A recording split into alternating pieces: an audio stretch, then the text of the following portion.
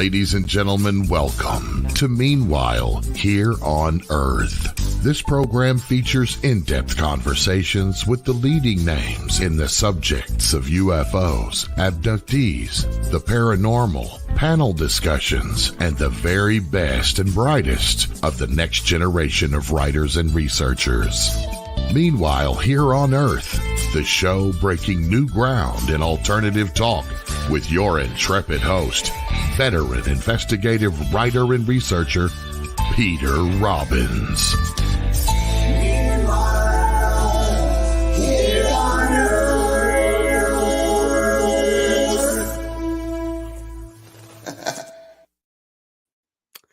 Good evening, and it is evening here in upstate New York, and welcome to Meanwhile Here on Earth.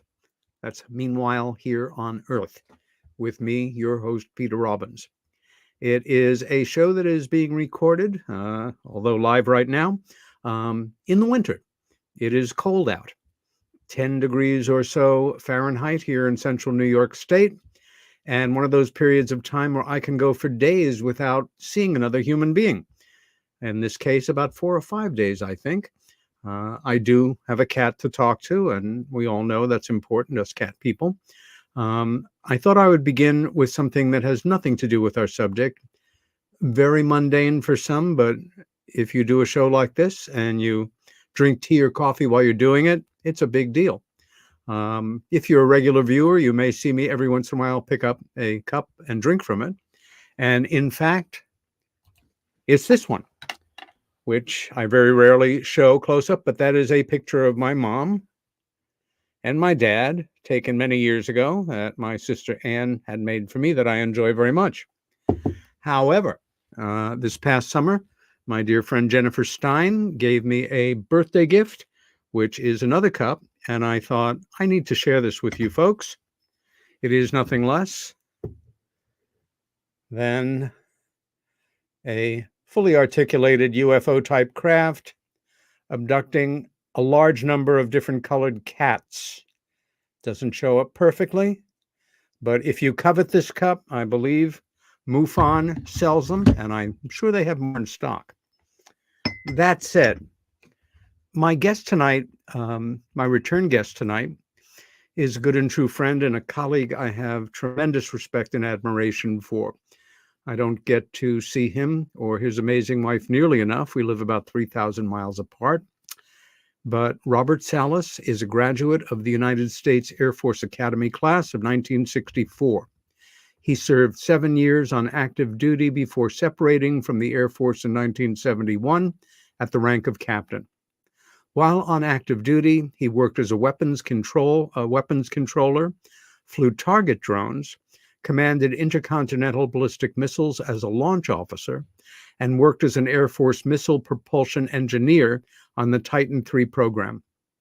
From 1971 to 73, he worked as a safety and reliability engineer for Martin Marietta Aerospace and Rockwell International on space shuttle design proposals.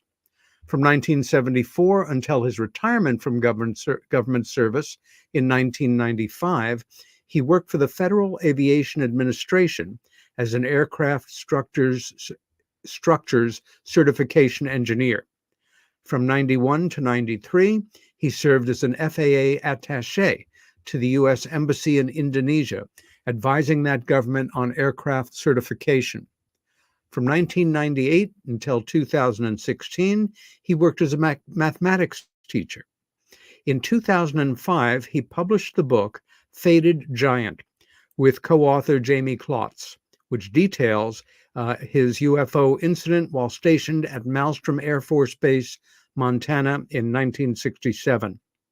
In 2013, he published Unidentified, the UFO Phenomena, providing new details on his research into the phenomenon. His newest book is UAPs and the Nuclear Puzzle. It was published just in November, and I've just finished reading it this week. On September 27, 2010, he co-sponsored a press conference at the National Press Club in Washington, D.C., where he and 6 other ex-military witnesses testified to the reality of the UFO incidents at U.S. nuclear weapons bases. In May of 2013, he participated in the citizens' hearings on disclosure at the National Press Club in Washington, D.C. And on October 19th, 2021, he organized another press conference there with three other ex-military witnesses on the connection between UAPs and nuclear weapons incidents. Mr. Salas has spoken at international conferences in more than 15 countries, including Norway, France, England, Ireland, Germany, Italy, Bulgaria, Switzerland, South Africa, Costa Rica, Peru, Mexico, Argentina, and Brazil. In 2013, he made presentations to legislators of Brazil and Mexico about the need for regulatory considerations regarding the UAP, and has been publicly speaking about the incident at UFO conferences, web podcasts, radio and television productions since 1996. And Robert Salas, it is a pleasure to have you back here on Meanwhile Here on Earth, my friend. It's a real pleasure to be with you, Peter. I'm glad to see you looking healthy and warm there in cold New York, upper New York. Thank you. I keep turning on and off the heat, being that propane is particularly expensive here, and with different layers of, well, the wonderful material that I'm wearing here. Not natural, but polar fleece. No animals were killed in the harvesting of it. Layered with cotton and wool, I'm doing just fine. Fantastic. We've known each other a lot of years now, and We have. you know, there are overlays in friendships. You can also be a fan, an admirer, a confidant, and at different points, I have felt all those things for you. Your experience in 1967, which we'll go into to start with, although some viewers and listeners are aware of it. We have folks that are always coming on to watch the show for the first time. Has a feeling for those who are not initiated or well-schooled in the prevalence and the well-documented number of events involving nuclear weapons and UFOs, now more and more referred to as UAPs, unidentified aerial phenomena. But for some folks, it may sound like science fiction, and it's anything but. It, for you, was understandably life-changing. And the three books that you've written all are kind of different facets of the diamond. Like a lot of folks, the first one I read was your first book with Jamie Klotz, which is must reading, I think, for anybody that wants not just to have a fuller picture of how real this is, that these other intelligences have the ability and the desire to shut down, to take offline these weapons of war, these weapons of mass destruction. And at the same time, to hear it from somebody that it actually happened to, as opposed to an historian or a good researcher or investigator, as important though those accounts are, makes it particularly impacting. The book that you wrote after that, which I very coolly thought I had at hand and don't, UFOs and And the nuclear puzzle was the last one I wrote. Well, yes. And mine is all marked up with various parts that I found particularly memorable and important. But let's begin a little closer to the beginning. And there was a time when you were a child, and this is your family. It's a photo I absolutely love.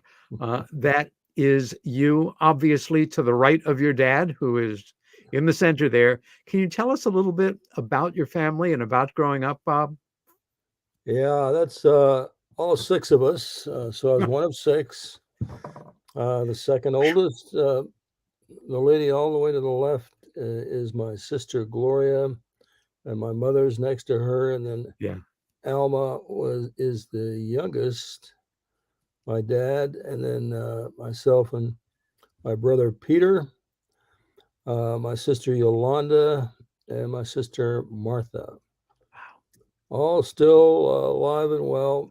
Oh, wonderful. Well, except for my mother and father, of course. Oh, Yeah, they passed um, on. where But did you grow up, Bob? I grew up in East Los Angeles, a little town called, well, we call it Bandini. There was there was a factory nearby called Bandini. I think they made fertilizer or something like that. But it's now the city of Commerce, which is southeast Los Angeles. With 6 kids, I'm assuming your mom was a full-time mom. Oh yeah, she was fantastic. Uh, so my mom, well, I'm sure like all our mothers, but to me, she was very, very special. She helped me in many ways, too many to itemize here. But yeah, those were good times. I think that photo was probably taken when I was about 16 years old. So I was in the mid 50s. What did your dad do, Bob? Well, he was a pharmacist by trade. He was a registered pharmacist in Mexico. Uh, his brother became a pharmacist here in the United States, and then asked him to help out here, which he did. He ran one of the drugstores uh, in Los Angeles during World War II, um, and uh, and that was his occupation throughout his life. Growing up, um, were you much of a reader? And if so, about when did you start reading and what kind of books were you drawn to? Actually, I wasn't a serious student till halfway through high school, but then I did become more of a reader. I was drawn to, I think, World War II stories. I remember reading God is My Co-Pilot. I remember the one on the Doolittle raid. I forgot what the name of that one was. Yeah. Yeah, I was interested in history. I'm still very interested in history. So It yeah, shows. surely enjoyed reading, and now I've got almost as many books as you have back there. Bob, did you see yourself going into the military as a young man, or did you have another vision of yourself as an adult? Well, not particularly a military career initially, except like I said, I was inspired by some of the books I read about World War II. My two uncles fought, one in the Pacific and one in Europe, Battle of the Bulge. Oof. And so when they came back, um, and then my uncle was a Marine who fought on Guadalcanal. So Wow. I heard a lot of stories about the war, World War II. And so that did kind of guide me. My family couldn't afford to send me to college. Um, so I had to get some kind of uh, a ride to college. So that's why I volunteered for the Air Force Academy. Had to compete a couple of years, in fact. First year I got accepted to the academy, and then they later told me I had to have an operation on my back to remove a cyst. So I had to compete again the next year, and then finally I got in. Uh, so I was really really happy to be there. I thoroughly enjoyed the experience. Uh, Very proud of being a graduate of the Air Force Academy. And is this photo you as a graduate? No, that's my first year Ah, as a cadet. Where'd you get that photo? I am not, this is a classified kind of thing. I think you sent it to me several years ago, though. I will reveal that fact. Okay. um, you went on to serve, well, certainly at the height of the Cold War, and had, I mean, the reality of growing up, knowing that we could all be annihilated by nuclear weapons, certainly it's still the case today. But for us as young people, um, it was part of, even elementary school education in the most, looking back on it, I wouldn't even call it naive as much as insane, that the duck and cover idea, even as grade school kids, you kind of knew that going like that with your face to the wall, you'd be here an extra billionth of a second if, it went off in Los Angeles or New York. But we took it seriously. And at the same time, it was a much more innocent time. But all of a sudden, you are a missile control officer. And I'd like to bring you back to that time in 1967. And it's one, again, you do discuss in great detail in Faded Giant, and that you review again in UAPs and the Nuclear Puzzle. But you were in charge of 10 intercontinental ballistic missiles. Those are all nuclear weapons, probably fair to say, without putting you on a spot, targeted for strategic locations in the Soviet Union or the Soviet bloc countries. That is a lot of responsibility to have on your shoulders as a young officer. Um, was there any psychological preparation for that aside from, the training to do the job? Well, I'll tell you the training before we became operational. Before I went on an operational crew, uh, lasted almost a year, and in that time, I got accustomed to the idea of launching a nuclear weapon at a crowded city or another target, and it's hard to explain, except that as a military person, you understand that sometimes you have to follow orders, even though they may not seem very palatable to you, but it's part of being part of a military force that is is there to protect the country. So we didn't give that part of it much thought. I can assure you that we would have launched missiles if given the order. Can I ask a hypothetical, which is, Sure. you were the one, if that go code or that particular order came through, that you, Captain Salas, had to oversee the launch of one or more of these missiles. Was this a procedure that you could initiate on your own, or was another officer involved or other individuals? No, it required the two of us to launch missiles. Okay. Yeah. And you're seated at a console to do Yes.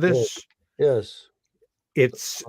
It's physically set up so that you can't reach over and physically touch the other man. Well, yeah, we were separated a little bit. Okay.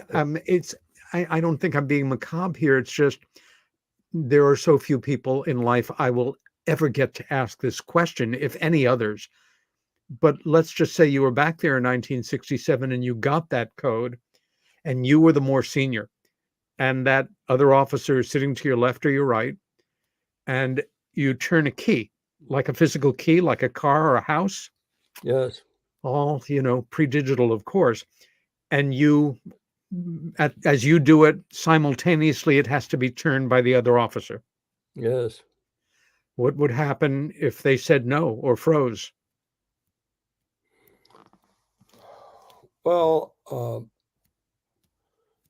here's where the training and the I guess you have to rely on the integrity of the people you're working with. Um, uh, Frankly, I never thought about that. We were, of course, armed, but I'm not even sure why we were armed down there because we were locked in. But Each uh, of you had a cult government 1911 automatic on your hip, the standard issue at the time. let's say we had a weapon, uh, and but I guess we were never trained for one of our, the commander or deputy commander not following orders. You We're know, just um, we're expected to follow those orders. I'll just interject here. We were both lucky enough to know and be on friendly terms um, with Edgar Mitchell, the seventh man to walk on the moon, a remarkable man and an American hero, as far as I'm concerned. I had the pleasure of having dinner with him and some other friends at his home some years ago. And he had a good sense of humor and a bit dark. And I said, hypothetically, you're in this capsule, this complex machine. Let's say it's made of 100,000 moving parts, and each part has been manufactured by the government contractor who's offered that opportunity to produce it at the lowest price. And he started to laugh. And I said, did you guys ever think, did you ever? And he stopped me mid-sentence and he said, no, we were too well trained, quote unquote, failure was not an option. I thought, whew. That's correct. That's correct. Our systems were very reliable. Speaking of the missile systems, very highly reliable. That's why it was such a surprise to us when uh, the missiles became disabled. Let's talk about that specifically. What predicated that? What happened right before? Well, I was on duty. Of course, my commander was Fred Mywald. He was taking a rest break. We took turns because one of us had to be fully awake at all times during that 24 hours. So I was the one that was fully awake. I got a call from the topside guard. He said they've been seeing strange lights in the sky, hovering, not hovering, but flying above the facility, uh, and doing things like stopping on a dime, reversing course, making 90-degree turns, all without engine noise. And he kept repeating. He said, "This is not an airplane, sir." Uh, I said, "Well, what do you think it is? A UFO?" I even said those words because we had reports from the local newspaper of UFO reports by some of the citizens in town, Great Falls and surrounding area. And he said, "Sir, they're not airplanes." And so I said, "Okay, call me back when you have something more interesting to report." I was not into that subject of UFOs at that time. I guess I wasn't sure whether or not he was trying to pull my leg or not, but Hmm. uh, they don't usually do that. I mean, these are very professional Yeah, this guys, is a and nuclear base. it's a nuclear facility, and we don't normally joke in that manner. So basically hung up on him, and then about 5 or 10 minutes later, he calls back. And this time I know he's serious because he's shouting into the phone. He's babbling. He's frightened. I finally calm him down because I don't understand what he's trying to tell me. I finally calm him down, and he says, uh, "Sir, I've got all the guards out here. Their weapons are pointed at this glowing red object hovering just above the front gate." I said, "What do you mean, red object?" He said, "It's." He said it was a bright light. I said, "What's inside the light?" He said, "Well, it looks kind of oval shaped, but he's not sure because the light's so bright. Um, it's just sitting there, no noise." Um, but he wanted me to tell him what to do next. Um, so, of course, I was shocked, but now I knew this was very, very serious because of the tone of his voice and his reaction. Sure. And I just said something like, "Make sure nothing enters the facility inside the gated portion of the facility, Mm. and use whatever means you feel necessary." So then he said, "One of my guards just got injured. I have to go now." And so he hung up the phone, and I immediately felt like we were under some sort of an attack. That's the way it felt. So Wow. at that point, I was also, I guess, frightened, alert, and concerned. I even looked over at my board, my not board, display panel, to see the status of the missiles. They were all green at this time. And then I went over to wake up my commander. Uh, and just as I was about to tell him about the phone calls, you get a large horn go off. Both of us jump up because we know what that means. Uh, so one of the missiles went down, went from go to no go, uh, disabled. Uh, and then all of a sudden, all the rest of the missiles went down. So all 10 of them went down while this object was still above us. We went through a checklist. He called in the command post, reported it. Command post told him after he hung up the phone, he turned to me. He said the same thing happened at another flight. So I thought it was that evening, but it turns out that was the Echo flight incident, which happened 8 days earlier.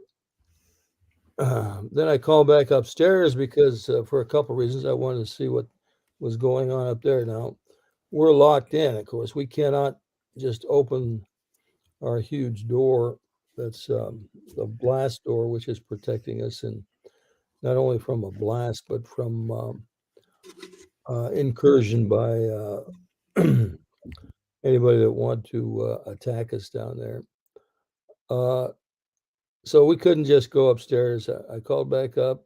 I, I said, "What's the status of this red light, orange red light?" He said, "It just flew off, sir." And how about the guard that got injured? He said, "Well, it was a cut on his hand, but we did call in evacuation from with a helicopter, so they were going to evacuate him." And that was that. And I also had two lights that's showing a possible incursion at two of the launch facilities, mile or two away. Excuse me. And so we had guards go out there, and they reported back seeing the object over those two sites.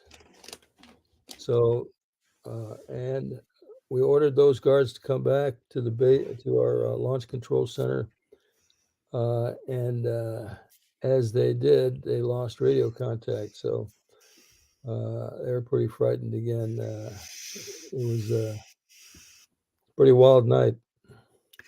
Did those missiles stay offline for the rest of your shift?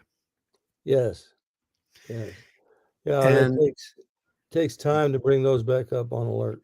I guess at the end of the shift, normally would you just go back to your residence or, have a meal or something? And did you have a different procedure at the end of this shift based on what had just happened? Yeah, absolutely. We got back to the base. We were helicoptered back, and we were ordered then to report to our squadron commander's office, which is unusual. Well, normally after our shift, we're released from duty, and yeah, we go home. But this time we had to go in and talk to the squadron commander, an old B-17 pilot from World War II, and I walk in there, and he's white as a sheet, and I immediately ask him, was this some sort of an Air Force exercise? He said, Sure. absolutely not. Uh, of course, they wouldn't use operational missiles for an exercise. Those have to be at the ready at all times. So, but anyway, next thing we're handed a sheet of paper to sign. It's a non-disclosure statement or agreement by a man from AFOSI, Air Force Office of Special Investigations. Was also in the office, and he just wanted us to sign that off. I objected at first because we already had above top secret clearance, and there was no reason to have us sign another document saying we wouldn't speak about this. All we needed was a direct order. But he insisted, and both my commander and I did sign a non-disclosure agreement. And we weren't supposed to speak to anybody about this ever again. That included our spouses, our families, anybody in the Air Force or civilian, nobody. This predicated, and among other things, an awkward situation shortly after when one of the men who were topside at the time and observing this craft come in over the entrance area almost pleaded with you for an opportunity to talk to you, to be able to have somebody to confide in, to just think out loud to, and you had to tell him no. That's Um, correct. That's correct. that's rough. I had a whole group of them call me the next day. I don't know how they got my home phone number. Hmm. This could have been a test of my, signing that NDA not to talk to anybody. At any rate, they did literally beg me. They were pleading and begging me to come and talk to them, just because they wanted to get some sense of what they had seen. Of course. If you could imagine this, something surreal as this pulsating red-orange light just a few feet away from them, and wondering what the heck was that all about. Yeah.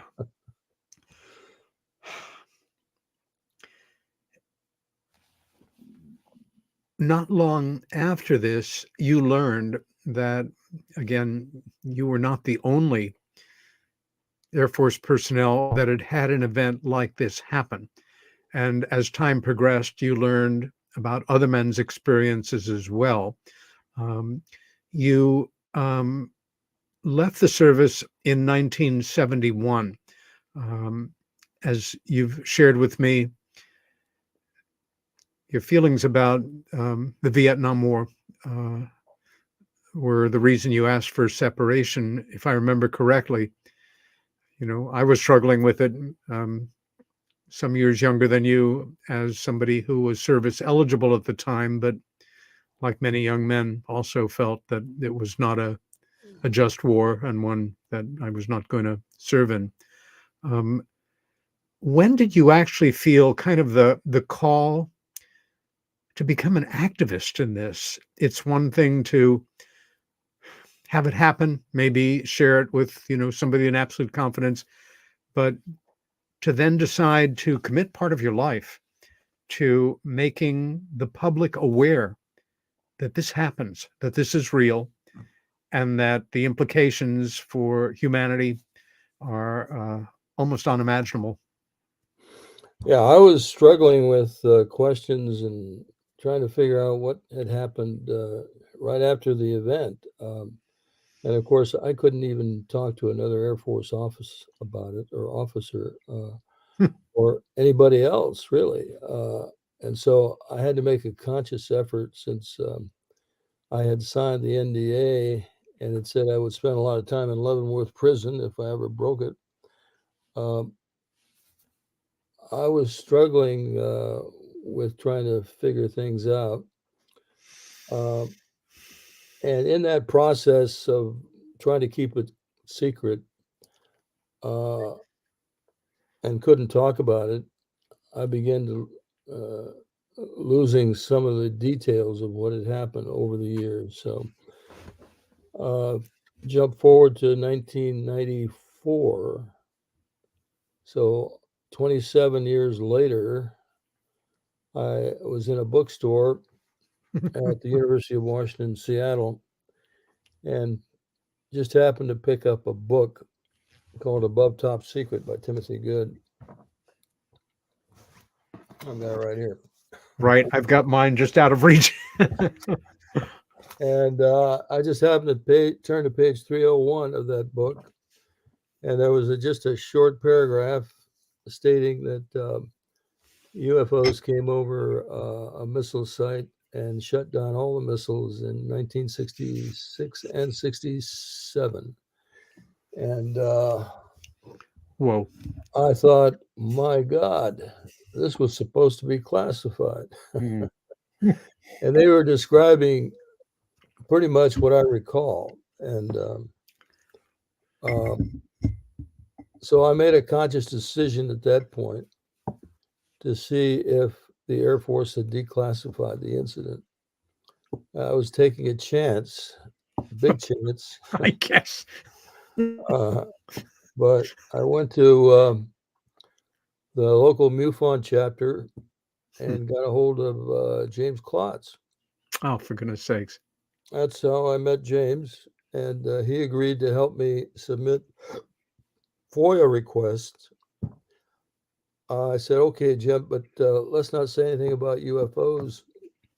Let's just ask for information about this incident that is stated in this book, and see what the Air Force says about it. And so we did. And it was surprising to me, but it surprised me that the Air Force wrote back and said, this is a classified incident. However, since it's been so long, we're going to declassify it and send you documents. So that's what encouraged me to, as soon as we got those documents and they declassified the Echo incident, and it sounded so much like what I had remembered at that point, I decided to go forward and public. And here you are years later with our good and true friend Timothy Good, who also was had a major effect on my education in this work. But Above Top Secret is, I think, one of the most important UFO books ever published, and absolutely a must for anybody's library. You went on to become not just a public person, but a very public person in this specific area of UFO studies and activism.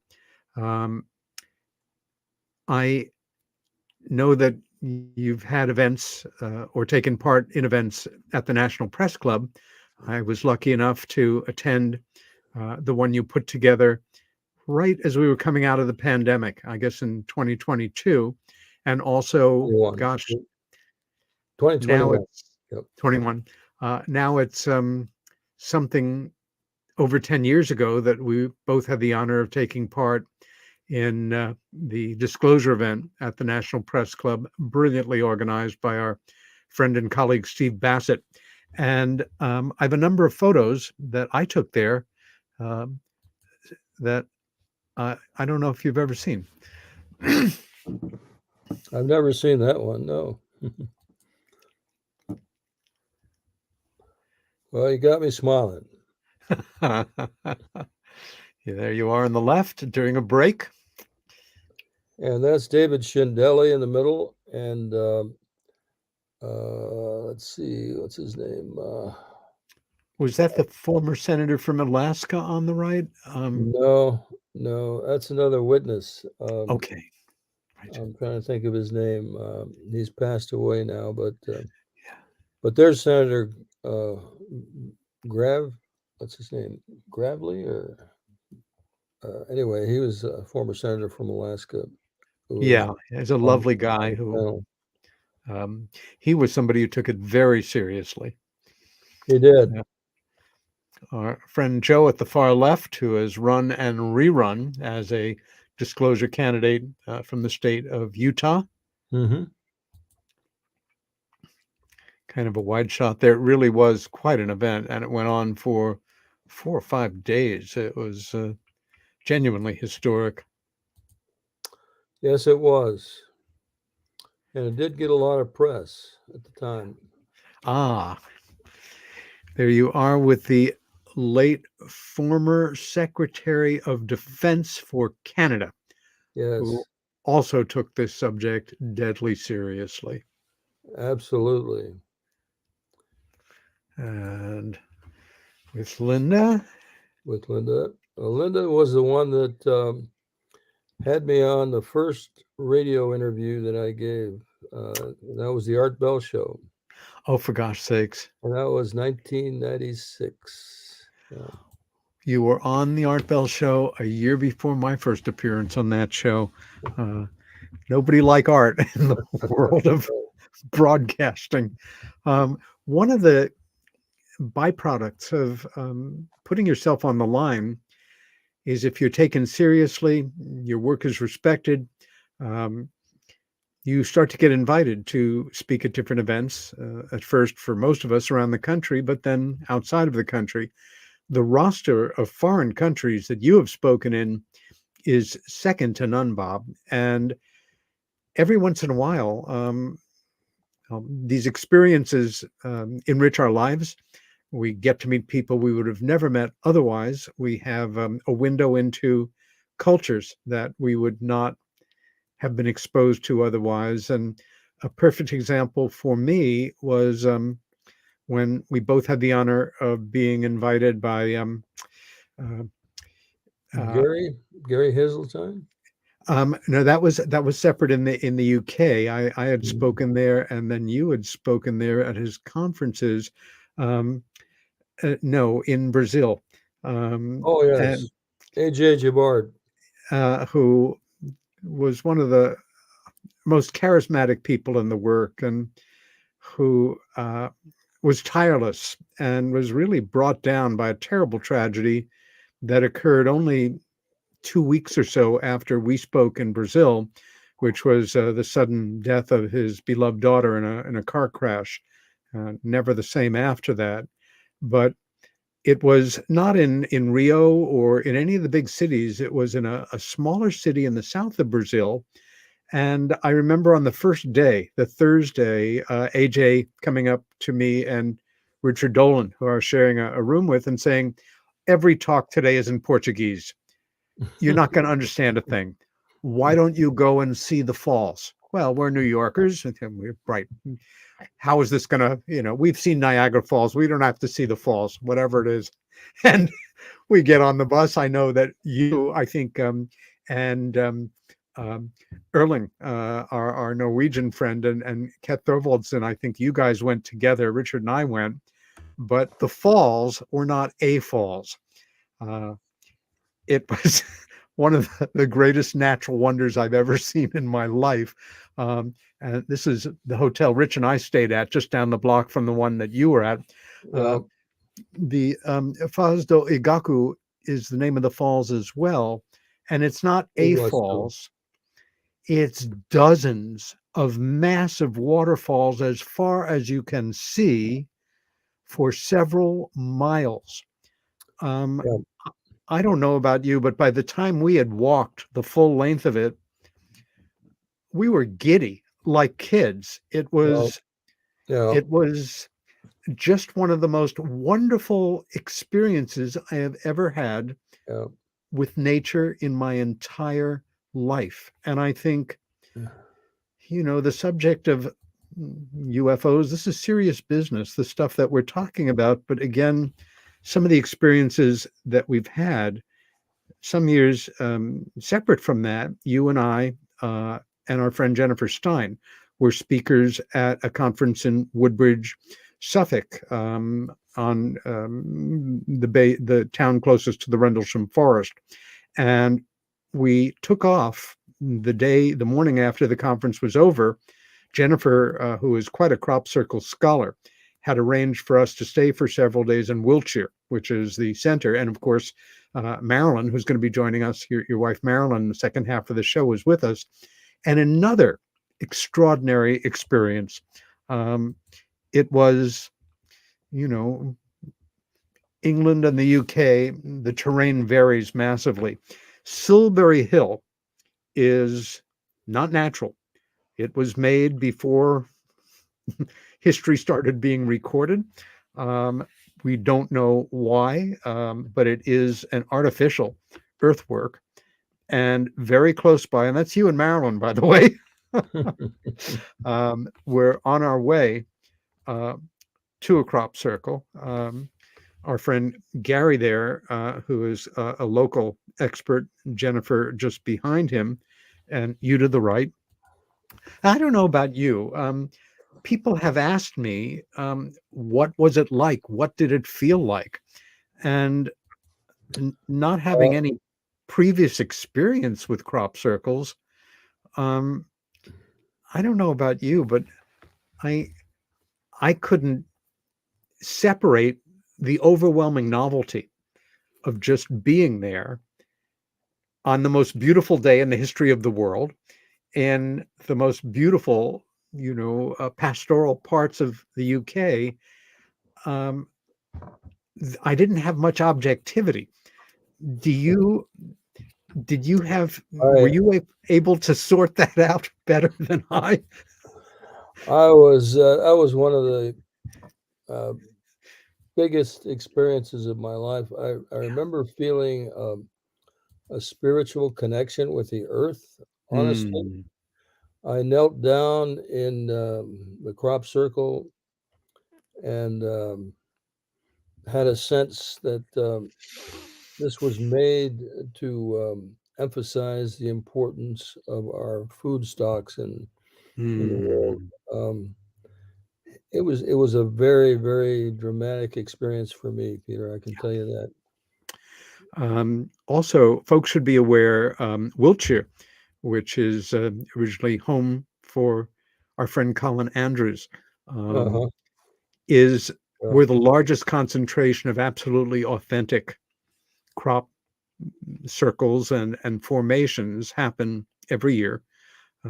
Obviously, we all know there are more and more that are human made, but I guess to paraphrase Stanton Friedman is the question is not, are all UFOs, representative of advanced technology from off the earth and et cetera? The question is, has one ever been? And the answer to that is an overwhelming yes. Um, Yeah. Well, but I had a couple of, let's say, experiences after that experience with crop circles. ah, I'll tell you one real quick. On July the 3rd, I'm sorry, July the 4th here, I was involved in a little parade in our small town here in Ojai. And part of that parade, it was July 4th parade, of course, but part of it was some Aztec dancers that were in the procession. And I, I was a part of that group. I knew someone who had organized it, and one of the chieftain of the dancers, or the chief, I think they called him, had a headdress, an Aztec headdress, mm-hmm. and I took a photo with him. The next day, the very next day, uh, I forget where it was now, in England, in the UK, this Aztec headdress was a crop circle. There was a crop circle with an Aztec headdress clearly in there.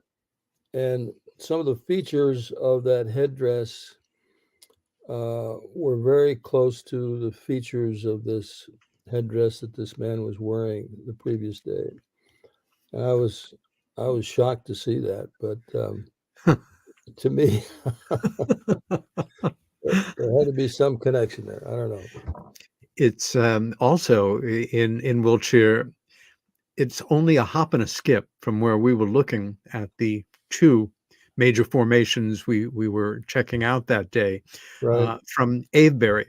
And Avebury is, well, like a prehistoric town set in a large human-made bairn, a circular kind of earthwork, Right. and marked by ancient standing stones. And Wiltshire Mhm. is also the largest concentration of burial cairns, ancient standing stones, and the like.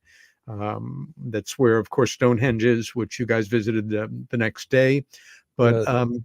just to give you a sense, it is such a special corner of the world. There's Marilyn communing, and you can see some more of the stones in the background. And this gives you a sense. It's a huge circle created with this empty moat, kind of. And as we were leaving the area, kind of one poignant shot of Silbury Hill again. Um, I'm reminded of that old phrase, uh, the world is not only stranger than we imagine, it's stranger than we can imagine. And I think sometimes, as hard as we work, as dedicated as we have been in our lives to, in our own ways, trying to help us all get to some kind of understanding, some kind of clarity, to begin to wrap our heads around these phenomena, there's literally no chance we're going to break this code in our lifetimes. And at the same time, how boring life would be without mysteries. Um, I I'll be fine if I don't know the answers by the time I go on to whatever happens after this. And at the same time, you know, it's a good war to be involved in. Now we can get some satisfaction out of knowing you and I both, I think, have confirmed parts of this mystery, these mysteries, the whole series of mysteries. But Yeah. I think you and I have had that feeling that, we made a little bit of a difference here. We, Something I know we'll both remain very proud of yeah, in our lives. Um, we've got literally 2 or 3 minutes before we go to our break, and we come back with Marilyn, and we'll be talking about her life and some of her experiences and your collective experiences. But I had to laugh again in going over my notes before the show. Um, you two met on August 1st of the year that you met, and you 1969. you married on August 29th. You knew each other for 29 days and then That's got right. hitched. Um, that's wonderful.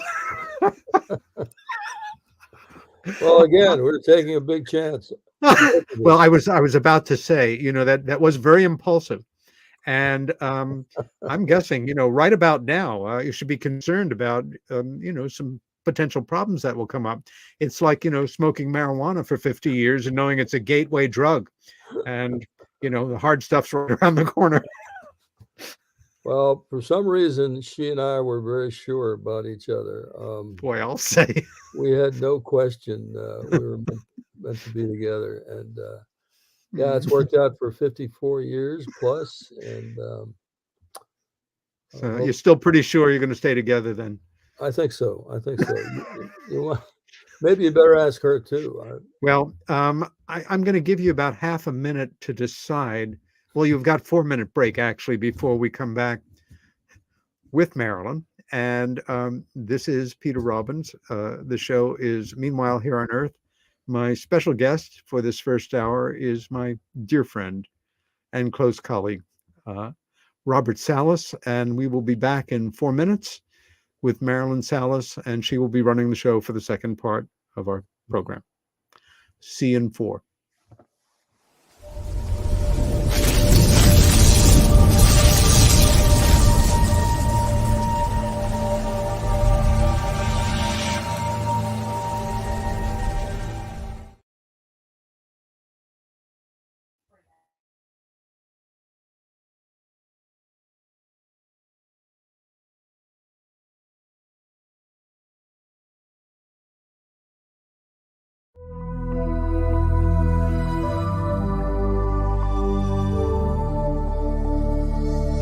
Are we alone in the universe?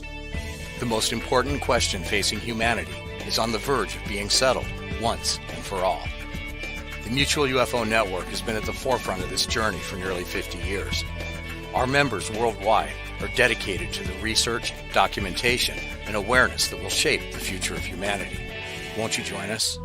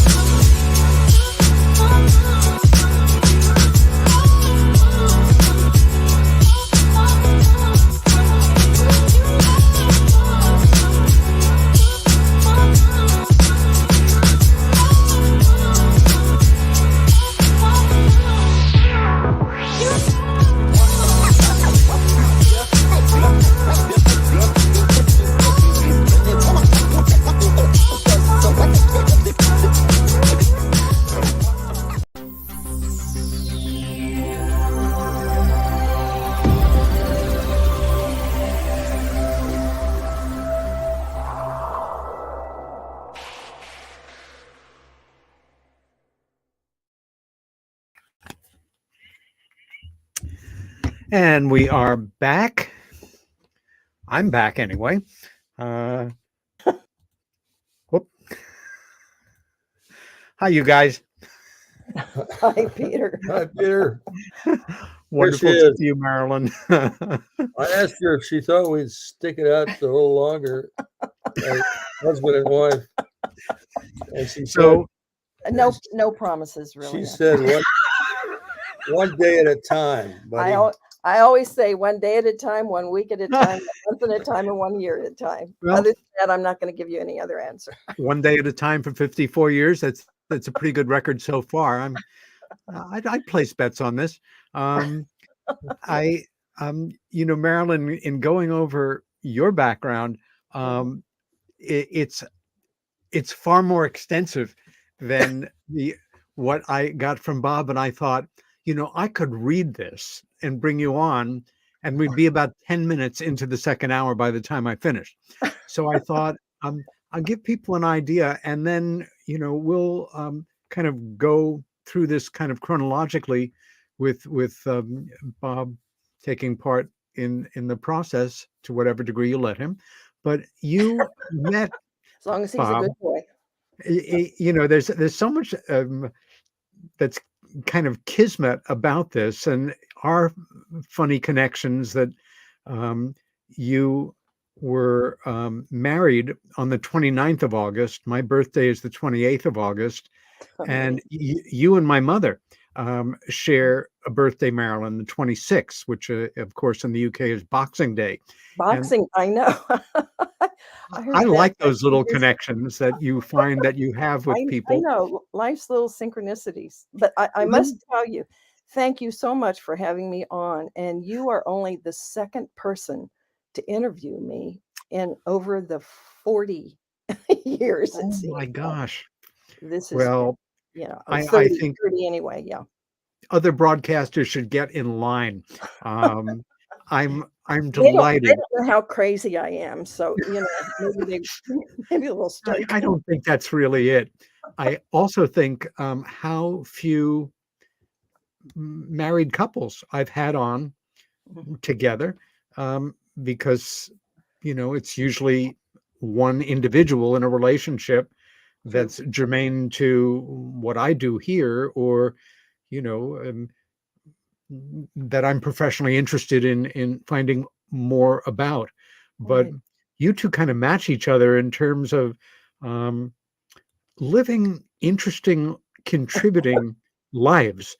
And To say the least. another thing, in the world of coincidences, you know, Bob is assigned to Wright-Patterson Air Force Base at not the most up time in his life. 2 years before, less, he's been through this extraordinary experience that he can't tell anybody about. Right. Um, and you happen to be working as a librarian at Mhm. the Institute of Technology Library on not any airbase, the one airbase in the world associated with what happened with the Roswell wreckage and debris, where it Blue went. Book. Yeah, yeah. I had no idea that was over in one of the other areas. I worked in area B. It was over in area A or C or something like that, but it wasn't directly in the area where I worked at the library. Mm-mm. But that you two are brought together there, as Yes. opposed to any, that wonderful line of Humphrey Bogart in Casablanca of all the gin joints in all the countries and all the cities. It really quite It something. it And was it wasn't meant to be, Peter. I have to tell you, I can't look at it any other way. I guess We were brought um, together for a reason. I have a picture here that I'm going to share with our audience. Oh, I remember that. You are I one used to gorgeous my couple. hair in those days, and now it's just gray. So, Well, I understand that happens. yeah. Um, is this like on the day you're married or early on in your relationship? This is your Yes, this wedding day is the photo? day that we were married. We were actually married because it was such a quick and unplanned, type thing like most marriages go through, weeks and months and maybe years of planning a marriage. Oh, Ours was pretty quick, and so we were married by justice of the peace, and, that was, kind of an informal type setting, so I dressed myself up and had flowers put in my hair, and, we had the i- ceremony at a judge's office, in, the city of Denver, or I'm sorry, Dayton, in Ohio. Denver? No, no, Dayton, Ohio. I'm Dayton, yeah. You'll have to Um, forgive me, I just turned 80 and things, Mazel tov. yeah, yeah, Um, you go on to have two kids, mhm, happily grown up now, living their lives. yes, And later, you go on to work as a typist at a government base near Denver. And later, you're secretary at the Space and Missile Systems Organization in El Segundo, California. California. Did Was that in sequence with where Bob had been stationed after, and you found work at those locations? Yes, yes. Actually, the, Space and Missile Systems Organization, well, when we first got married, his next assignment happened to be at the Los Angeles Air Force Station, the SAMPSO, and that was the time that, we ended up having our first child, Andrea, and so I was a home mom at that time. It was after we moved to Denver. Bobby wanted to relocate back to Denver, where, the area in Colorado close to the Air Force Academy where he Right. graduated. And so he loved that area. So Yeah.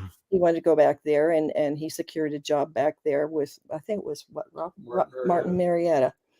So we moved back there for that reason. And that's when I worked for the government center as a typist. Now, at a certain point, you did something that, well, at that time, a lot of married women were not doing, a more traditional time of, being a second earner, but, taking a job with somebody, or you became an entrepreneur. Yeah. You started to become interested in buying and selling children's clothes, toys, baby equipment, and Right. eventually antiques. And you had a Mhm. number of retail operations in that Mhm. area. Mhm. Yeah, I ended up having 3 shops. I had people, who would run 2 of the other shops, and then I would plant myself in the the other one. And so that lasted for quite a while until, the kids. One of the main reasons I did it was, baby clothing and equipment was so expensive, and it's like, Oh, you use it for such a short time that people end up selling it, giving it away or whatever. So I thought, it'd be a great idea to have a shop that would, have things in good condition that people could save a lot of money by buying something used. So that's how I that got started. yeah, I don't have to have been married or have kids to know that that is a very popular kind of business now. We see them Mhm, in towns and cities all over the country and all over the world. So you mhm. were something of a visionary there. I kind of was ahead of the curve. That was in the 70s. Yeah. And so, especially when I got pregnant with our second child, Robbie, um, I thought, "I've been through this," and the kids were born about 6.5 years apart. So I thought, "I'm not gonna go through this all over again, spending all this big money on everything." That's when I started hitting garage sales, and that's when I came up with the idea that it would be a great shop. And so I started in the garage at our home in Manhattan Beach, and then sprung out from there to have a Now, sh by this time, of course, Bob has been out of the service for several years. He is an engineer and Mhm. employed by the FAA, the Yes. Federal Aviation Mhm, Authority. mhm, And it just seemed like such an amazingly exotic change of location that mm, he has an opportunity to, well, be assigned as an attaché to the mm, U.S. Embassy in mhm. Indonesia to advise the Indonesian government on aspects of aircraft safety. What Mhm. a change in life that must have been for you guys. Just the word Indonesia for so many of us represents just the exotic. What Yeah, was it like relocating there on a day-to-day well, basis? And I'll be um, real give us an truthful idea. with you. I went kicking and screaming because I didn't wanna go. But then after being there for about 2 years, I didn't wanna leave, and I came back kicking and because I didn't wanna come back. I Ah, loved it so much over there. I had a maid, I had a driver, I had a gardener, and so life was really good. But it was also one of those things that I started, doing some shopping around there. Of course, everybody in Indonesia loves to shop, but, the beautiful wood furniture that they made over there. And so yes. ultimately, when Bob completed his assignment there, his next assignment was in the Seattle area. And so, I took that with me, and I made a couple of trips back to Indonesia to purchase furniture and have it shipped back, and was buying and Ah, selling not only antiques, but furniture from Indonesia. So wonderful. that was, and that in particular was the time frame where, I had just started my spiritual path, so to speak. Yes, that was I what I was grew going to I ask you about. Yeah, I grew up, traditional, Catholic, went to Catholic school for 12 years, plus kindergarten. And, but for some reason, about a year or two after graduating, my mother remarried because my father died when I was about 13, 14 years old. And so Oof. mom was single for about a year with 3 kids to raise. And she met a gentleman, and when they got married, I thought, I think it's about time for me to move out of the house. So I moved out and got my own place, and I was working at the Federal Center at that time as a typist secretary. And all of a sudden, it's like, I don't feel like I have to go to church anymore, and I don't like being told what to believe. And so Mm. I left that. So I really wasn't any. I didn't have an attachment to any religion for Marilyn, those many be- years. before we proceed, I want to ask you, at this by this point in your relationship with Bob, has he alluded to or mentioned anything regarding this experience he had in the Air Force in 1967, or he is still completely not talking about that? It was a shock.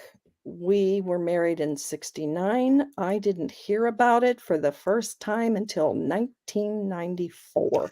Wow, way to go. 25 years that man kept his mouth shut. Bravo. Didn't give me any indication that anything like that had happened to him. No. And it Had was you because given a single thought to UFOs, flying saucers, aliens, that wasn't, sort of a flip or, wink, wink, nudge, nudge kind of not at thought? all. In fact, when we were in Indonesia, because I didn't grow up hearing about things like that. Yeah, we saw the Star Wars movies and stuff like that, but to me, Uh-huh. that was just entertainment. Good. And the fact that there was life in other planets, it just, I didn't grow up hearing about it and Sure. thinking about it and believing it. So when that happened, it's like I was already in that belief that something unusual was apparently going on in other places, because I remember asking the yoga teacher that I had in Indonesia, who's the one who ended up telling me that I was, a healer and had been a healer in many lifetimes.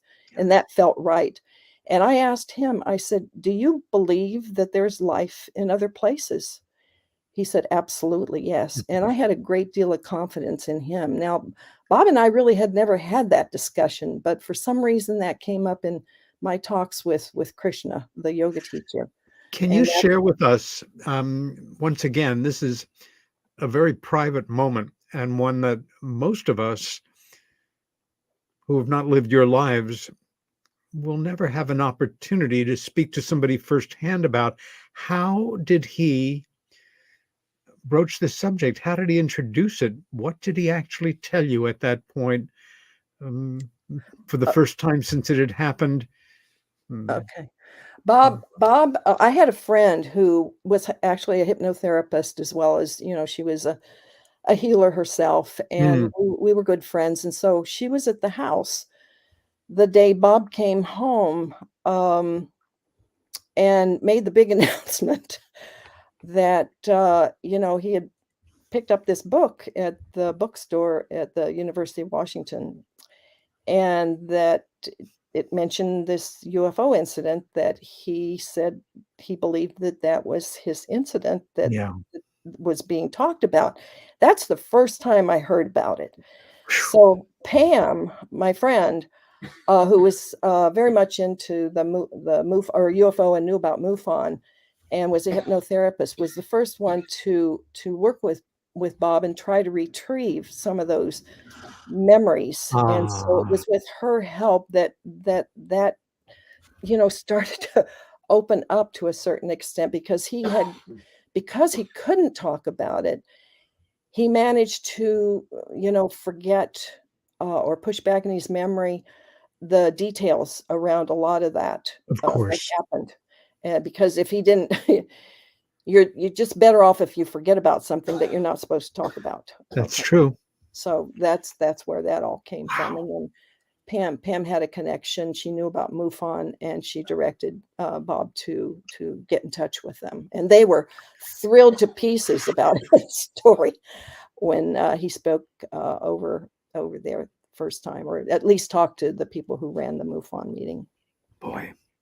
Yeah, it was Um, And I never disbelieved Peter. I never did. It was just something that I knew my husband so well that he Yeah. would not lie about things like that or make stories up. He's just not like that. What would be the motivation? Well, other than wanting people to call you crazy, there Yeah. would be no motivation at that time. Things like that were still pretty much, laughing material. Very much so. And so We were he all so brilliantly conditioned to understand that it can't be, therefore it isn't, therefore it's something else. And well, it was pounded into our heads, to right. agree, our parents' heads, that this is nonsense and it's all explainable, Yeah. except, Yeah. of course, that it isn't. Right. The Going back, though, coming from a more traditional American background, Hmm. and then coming to this point in your life where this term energy healer Hmm. applies. Um, you said you just chose the right words for me. You said it felt right. Yeah. Um, and I think for a lot of folks, because it's not something that's covered in the Judeo-Christian tradition, Right. reincarnation, living other lives.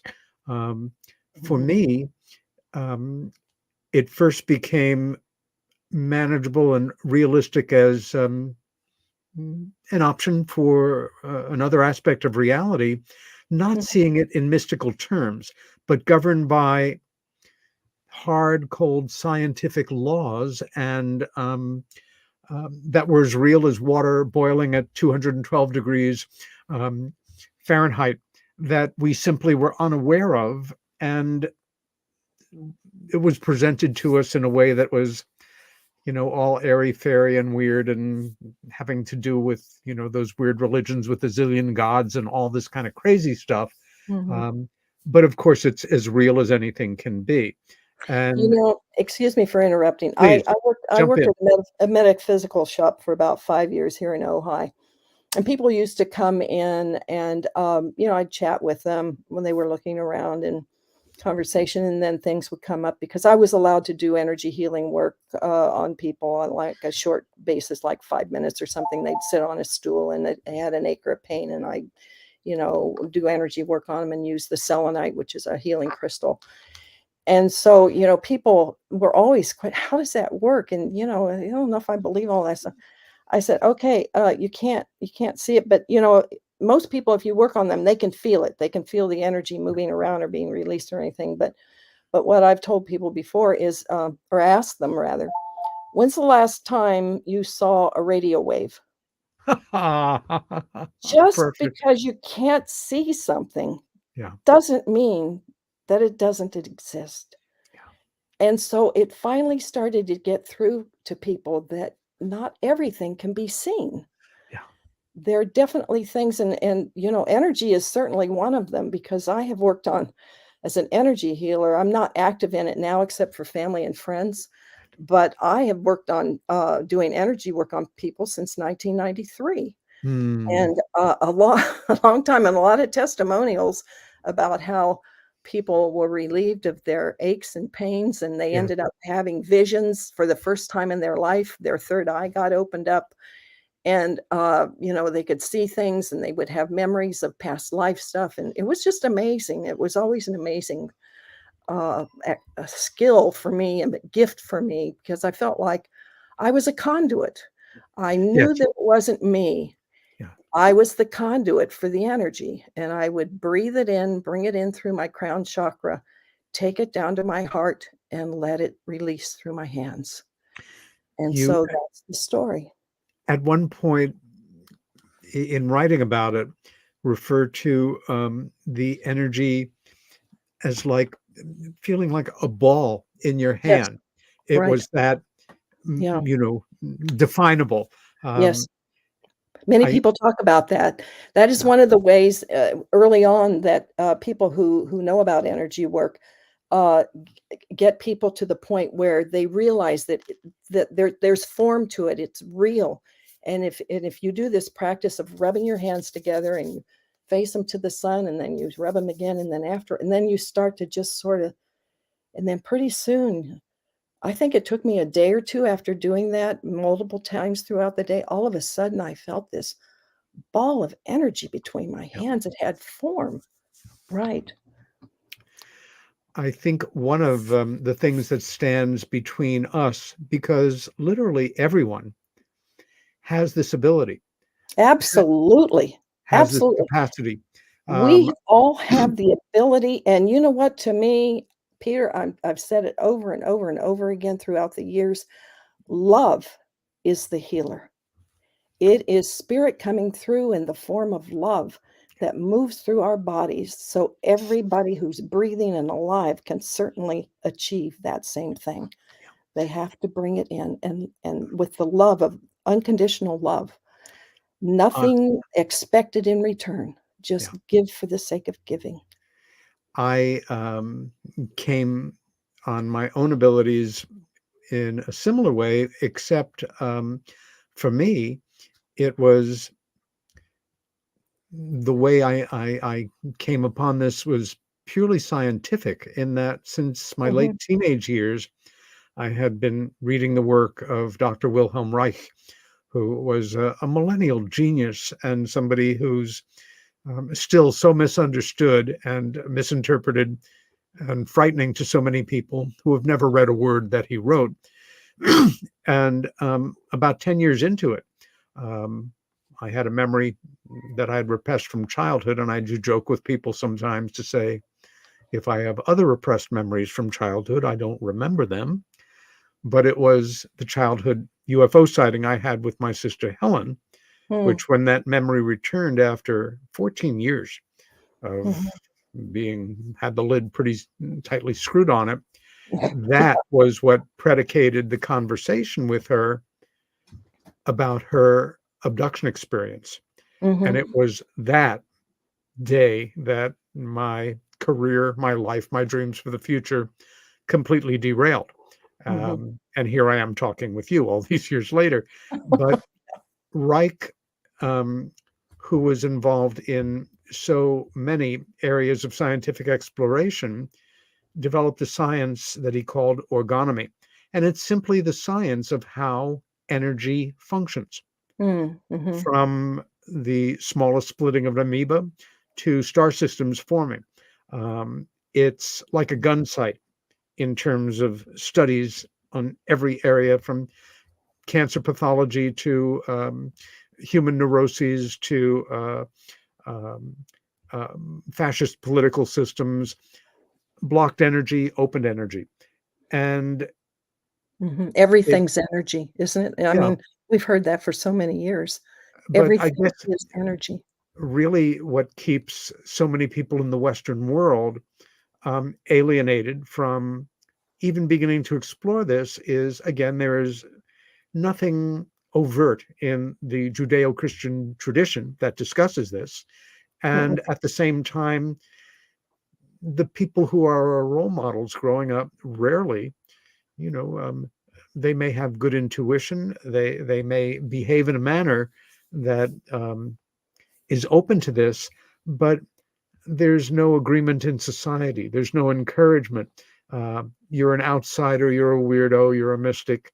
Uh, you're a dreamer, as opposed to just applying your human skills right. with love You were born and with it. directing energy. Yes. Um, You know what's really interesting, Peter, is so many places now. I mean, one of the places I went to work for, I did volunteer work, and then we ended up getting a small fee to do our services in energy healing, and it was a Reiki clinic. ah, And I'm sure a lot of people know the word Reiki. It originated over in yeah, Japan, and it's a healing technique.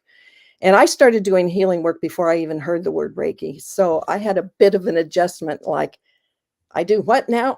And I can, so it's very regimented in its application. And so for me, I went with my feelings of, I was drawn to one part of the body or another. If somebody would tell me that, I would go directly there and work on it. Whereas with Reiki, there's a systematic flow that you work around the body. But I remember, that clinic, it was the Breast Resource Center over in Santa Barbara, and I worked over there as a volunteer for at least a couple of years. And the feedback from the, especially, obviously women were coming in there for free energy work and helping them through what they were going through, and they were being referred over there through the hospital and their doctors. So, and over here at the hospital over in Ventura, the big hospital over there is also they have a Reiki clinic over there. So the whole thing around energy healing has really shifted. It's Yeah. changed for the better. Yeah. That people realize now that there's something to this. Yeah, amazing. It's really amazing. Very But much so. I knew as a kid, I remember as a kid, I used to feel like I could put my hands on somebody and help them feel better. That's So because when you could.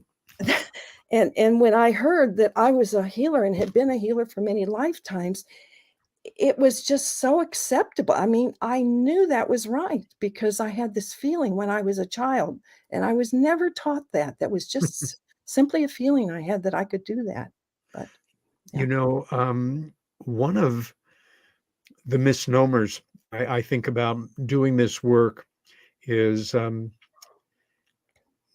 some people feel that somebody like you, uh, who claims, just such a mm, loaded word, I uh, know.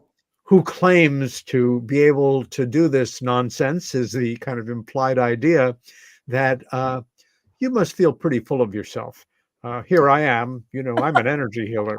Uh, um, as Yeah, opposed to the reality of when you do this work, ego literally disappears. it has Um, to. you are you are literally so taken aback Yeah, by yeah. your own ability You that it's are in awe. humbling. I It's am in humbling. awe, and it is humbling, and that never changed. Anytime I would work on somebody, I would always have that feeling of I did I did my best. I did what I could do, and I've helped somebody because I would receive the feedback from them that their aches and pains were gone or whatever issues they were dealing with were now gone. And you have little that you can really prove to anybody else other than the fact that the person who's receiving it is giving you that feedback or telling somebody else, yeah, I'm pain free. And I work on Bob a lot. He, every once in a while, he not a lot, it's not like a daily thing, but if he gets a cramp in his leg, and sometimes it's in the middle of the night, and he starts yelling, and I hop out of bed and I go over and I put my hands on his leg and his thigh or whatever part of the leg is. He tells me where the pain is, and I start working on it. And I can feel as I put my hands on there, I put one hand on the bottom of his foot and the other hand on his leg, and I can feel the pulsing and the moving energy. And then I'll say, and I'll ask him, I said, is it better now? Yeah, yeah, it's better. Thank you. So there you go. I mean, I've also heard real. from people who I've met over the years, a number of whom I've come to care about tremendously and respect for what they do, Mhm. that if you do this work professionally or you do it as more than an avocation, you're dealing with people that you've never met. It's like running a bed and breakfast. Yeah, There are strangers coming to you. They yeah, can be any type of people. yeah. And normally, even the most evolved people or people who feel they are, we're all Describe pretty, evolved. you know, I, Okay, being somebody who says, I'm not judgmental. Yeah, maybe yes, maybe no. We're all judgmental to a degree. to a degree. However, doing this work, you have a new client, or you're volunteering, or you're addressing somebody that you've never met before. Yeah. Um, that human tendency to the way they're dressed, the shape of their nose, the way they use language. To be judgmental. Yes, it all kind of evaporates because you can't do this work on somebody, even if you've never met them, if there isn't a basic understanding with yourself that you care about them, Yes. that you want to Yeah. be of assistance, you want to be of value, that Yeah. you have nothing to prove. And most of us don't think like that.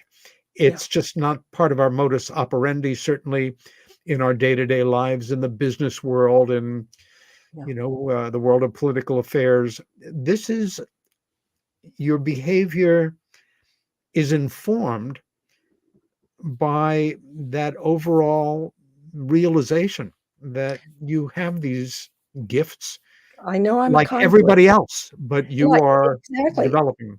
My thing is that I happen to know about it. And was told. Had I not been told, I don't know how long it would have taken me to figure that one out, to be truthful. To jump in for a moment, your introduction, your being told, happened outside of a Western perspective Mm, and a Western reality. You yes, were in Indonesia. There's a part of you that was waking up every day in a very wonderfully foreign place from everything you had known, everything you had lived, all of your day-to-day life affairs were right, not all of a sudden were happening within the wonderful strictures of a completely different culture, and one that was not in a country that was 200 years old, right. with I people who were, following a strict Judeo-Christian traditions. may I share just a little story about, Please. because of being over in Indonesia and having a cook, a gardener, and a driver, it allowed me the time to put into meditation. And I had started reading a book by Edgar Casey, and read in that book that meditation was the path to enlightenment. May I cut you off and just ask you if you remember what book that was? My Because goodness. Casey is a wonderful introduction Yeah, to I know I open still your have the book, thinking but on this. I don't I don't Doesn't matter. recall. But it's probably Continue one of on. the first books he wrote, Edgar Casey, Cayce. Yeah. Mm, And he was actually, the son of a minister in, Kentucky. So, Virginia. oh, Virginia? I'm sorry. Oh, you're Virginia. Okay. Yeah. So, in reading that book is when I first went to a séance.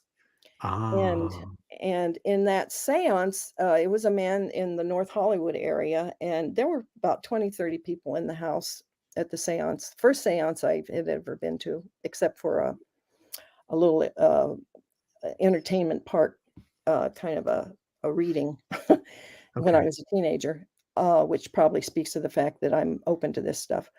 But anyway, he, um he was so good and brought through information for people sitting there that I was simply astounded.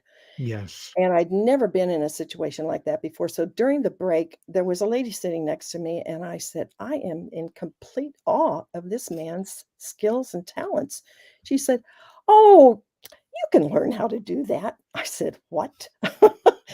And she said, "Yeah." She said, "There's a lady over in Riverside that she teaches a Ah, 101 okay. class in psychic development." And I Yeah. said, "Could I please have her phone number?" So with that, she gave me the phone number, and that next week I made contact, and she was starting some new classes, so I was invited to attend the first class for that new class she was doing. At the class, she asked everybody to bring a pendulum, and it's like, "Oh, what?" I had no idea where to find a pendulum.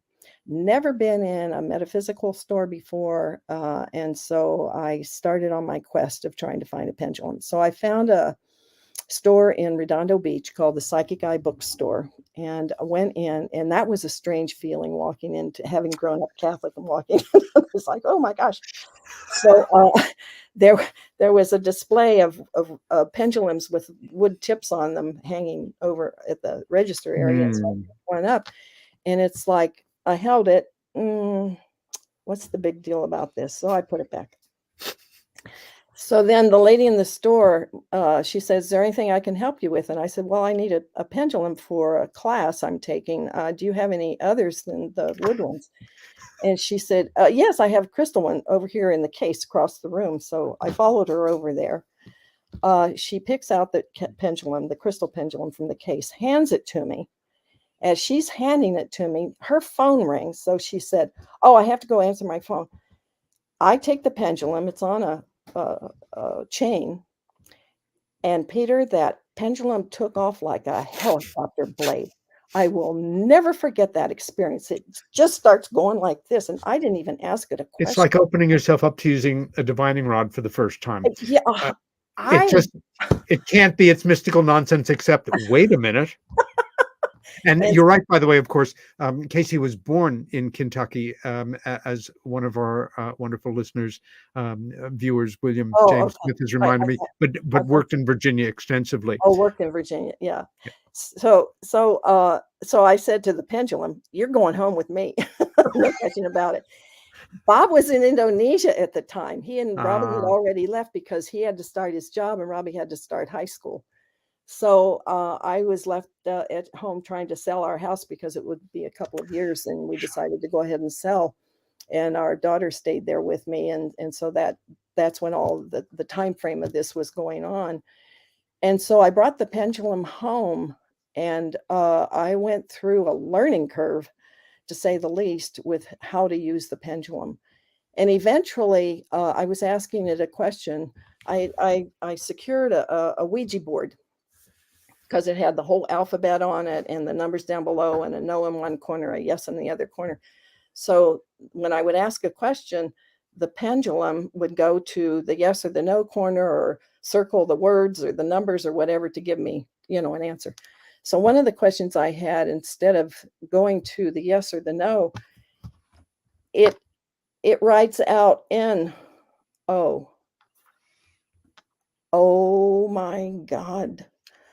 Oh, well, then let's go through the whole alphabet together. So one letter at a time, I would ask it to, and it would cursively, write out what that letter was. I've never heard of anybody else there probably are people out there who have experienced that, but I haven't talked to anybody else who has.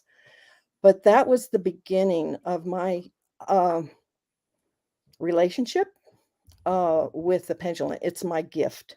Everybody has gifts, and mine happens to be in communication using the pendulum. we And should that, take a moment. yeah.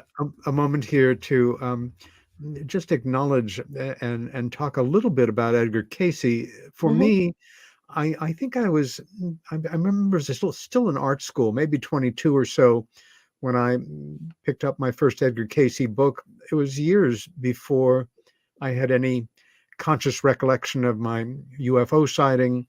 Um, but it was a terribly exciting time to be an art student in the late 1960s in New York City and just be open to,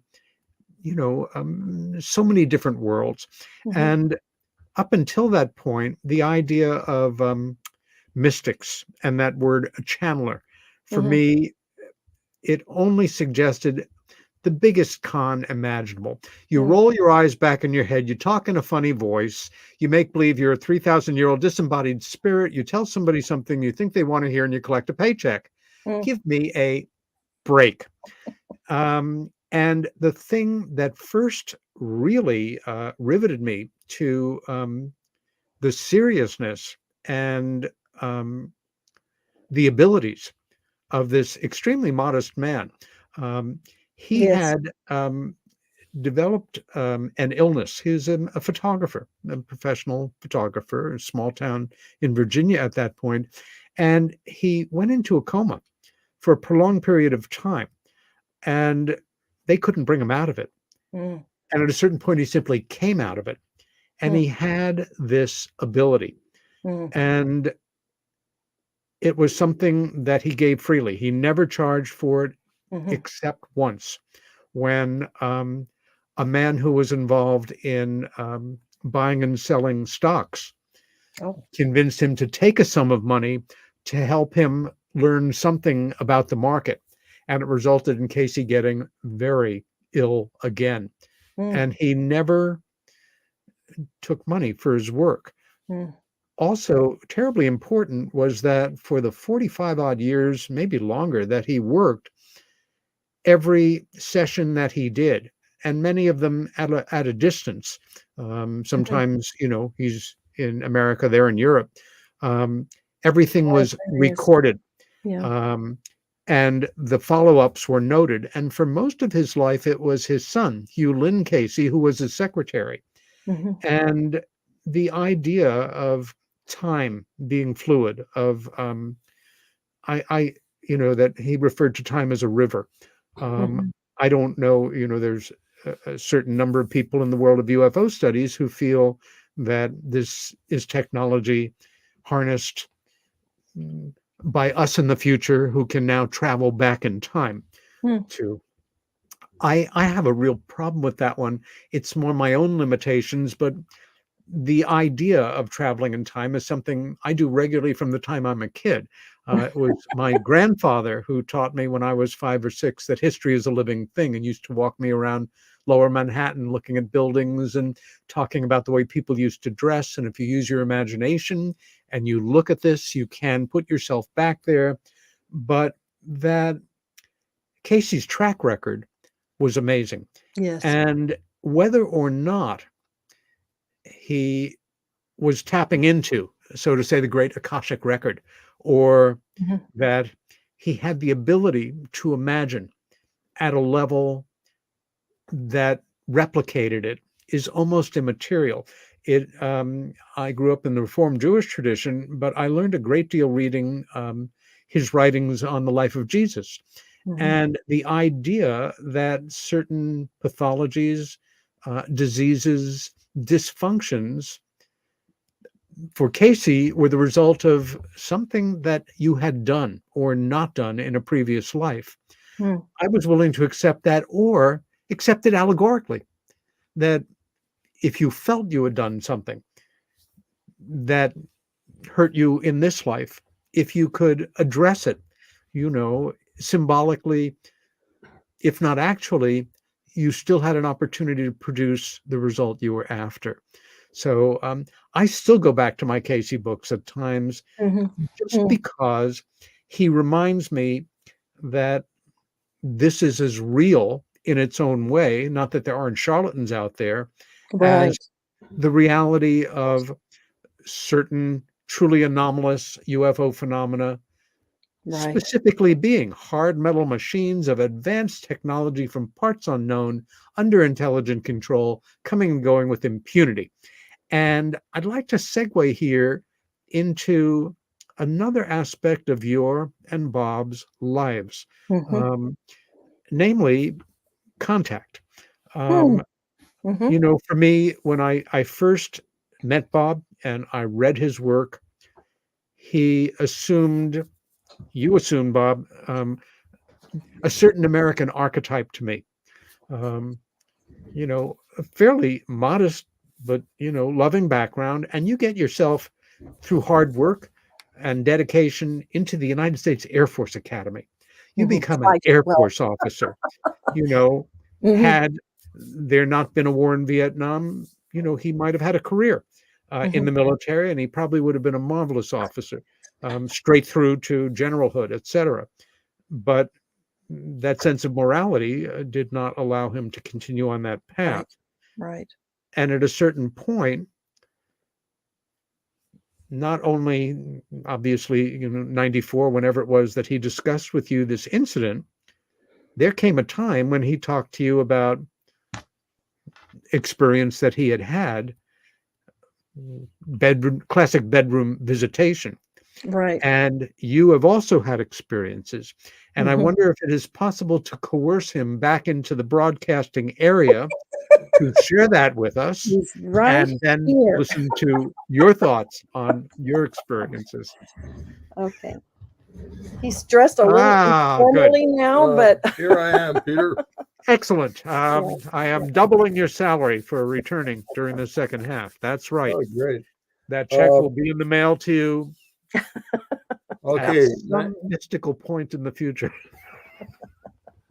So I'll go through my experience real quick. And Marilyn, of course, was a part of it Yes. in some way. And Margie, give them full screen, please. Oh, There we are. So 1985, Marilyn and I were living in a particular home in Manhattan Beach, California. mhm. And I had this idea at the time of buying houses in Manhattan Beach, remodeling and then selling them for a nice profit, and then Yeah. go on to another house. We did several of those. And we did several of those. So I was trying to get closer and closer to the beach. At any rate, so I know where I was in 1985. I know the house. Mhm. And one evening, we had been sleeping, gone to bed. We had two small children in the house, and I wake up and see a bluish light emanating from the living room, uh, and we had the door to our bedroom open, and so I could see this light. And I wake up Marilyn and ask her if she sees the light, and she said yes. And I say, well, I have to get up then and check it out. There could be somebody in the house. Sure. Because we don't have any blue lights in our living room there. We had no lights on in the house. No. Mm. So I start to get up and I can't move. I'm paralyzed. Now, I know there's such a thing as Sleep paralysis. sleep paralysis, but this was different because I remember using every bit of ounce of strength I had to try to move, and I couldn't. I kept struggling and struggling. At one point, I yelled out to Marilyn to help me, and I turn over, and she is now unconscious. Out. She's out. I know. Marilyn has a different perspective on this, but anyway, I keep struggling, trying to move, can't move. Next thing I know, there's someone or something in the doorway to our bedroom. I can see an outline of a hooded figure. I can't see the face, but later on, I do get some additional features like a very white skin, big large eyes, but and then I sense that there's some small beings in the room. I think they're children. At the time, I thought they were just small children, Sure. but they were very small. And then I start to be lifted off the bed. I'm lifted off the bed, and Marilyn's still out. She's unconscious. Yep. She's got her own version, which she will tell you about. Yes. So they direct me or guide me to the bedroom window, which is locked. And I kind of say to myself, these children don't know how to unlock this. They can't reach the lock. But they didn't bother with that. They took me right through the window. Yeah. I know that sounds ridiculous, but that's what I recall happened. Too many well-documented cases of people having the exact same experience. Yeah. And so the next thing, I'm on a what seems to me like an operating room and on an operating table. Yeah. And I'm being shown a long needle, a very long needle, about 12 inches long. And it's being held by two very long, bony fingers. Anyway, they telepathically tell me that this needle is going to be inserted in my groin area, and then it wouldn't hurt.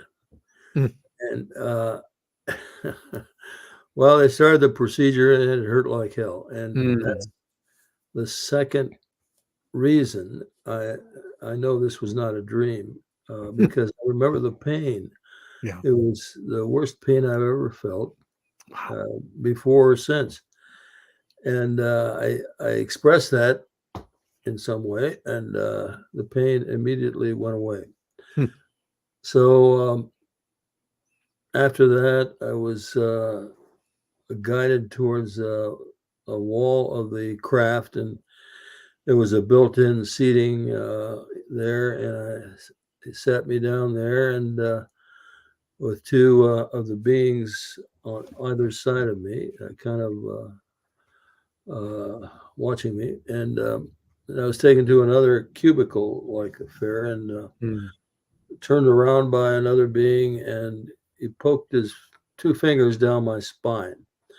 What that was all about, I don't know, but that was that, and turned me around, and then I was guided out of the craft through a curved hallway and bright light, and I was back in my bed.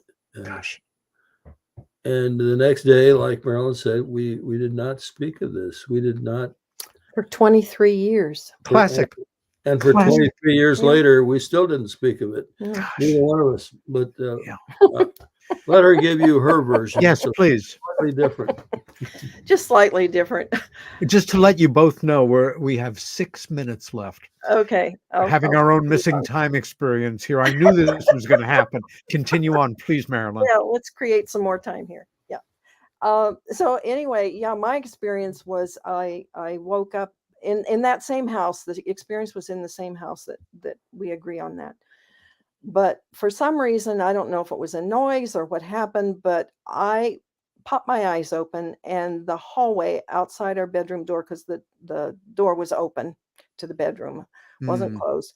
The entire hallway was filled with a grayish blue, foggy looking light. And I guess I was scared. I was like the ostrich putting its head in the sand. I just turned over and pulled the covers over my head and never gave it another thought. Yeah. So, that was my side of the story. And again, it was when Bobby was invited to speak at Carrick-on-Shannon in Ireland in 2008, I believe. And there was a lady there giving her talk about an experience with an extraterrestrial visit, and that it had a blue light. There was a blue light involved. And Bobby looked at me and he said, "Do you remember a blue light?" And I said, "Now remember, we hadn't talked about this at all. And it had been All those 23 years. years. And Yeah. I said, yeah, I remember it was a grayish blue light, very foggy, misty looking, that filled the whole hallway. And that's when we started talking about it. My sister and I didn't talk about our sighting for more than 14 years. This Mhm. is so common. It's And common. Yeah. you sent me some photos earlier today, Marilyn. I'd like to quickly look at them because part of folks who hear about being taken or visitations, some people think it's all anecdotal. There are physical proofs that Yes. are as real and as varied and as three-dimensional Yes. and accessible as you'd present in a capital case in a court of law. But marks on the skin Yes. are some of them. This is not the most No, demonstrative photo, these but are the hairs standing up on my skin that were like tough. They were hard. They yes. were not my smooth hairs, and they were Gosh. shorter than my regular hairs. So That interesting. that happened overnight. Plus the raised scratch marks, and then there were circular. It looked like maybe a needle was used to form these sort of circles in my arms. But the long Yeah. raised marks, that happened May 1st of 2022. To this day, depending on the light in the room, or I don't know if it has to do with my blood pressure or what, but they come and go. And sometimes if I look in the right light, I will still see that same sequence of long, now those are the circular type uh, Mhm. puncture things. That so there's the one, and then there's the other one to Yeah.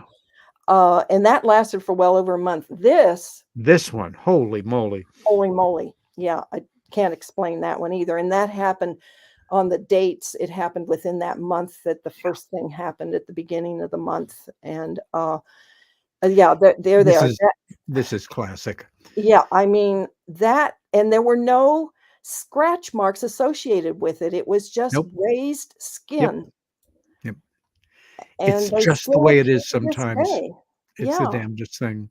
yeah, Um, Believe it or not, we're into the last minute, and I okay. want to thank you both so much from the bottom of my heart. It was for my own greedy purposes. I got to spend a couple of hours with you, but I know Our that, honor, well, our honor. we are a mutual admiration society, and I just want to remind our viewers again, three extraordinary and extraordinarily important books. If you are serious about the subject of UFOs and especially the relevance of these chilling nuclear events around them, these three books of Bob's, and this one, again, I just finished this book yesterday. It's essential reading for every American, as far as I'm concerned. Thank No exaggeration. you. Yeah. This is something we need to understand, address, and take seriously. Um, I hope that something, hint, hint to anybody in the California who sometimes brings in speakers, gets me back out there again so we can have some time together again. I There's more to love my you both story too. dearly, Yeah. and please stay well. Thank Um, you, Peter. Thank you. and enjoy your tea house.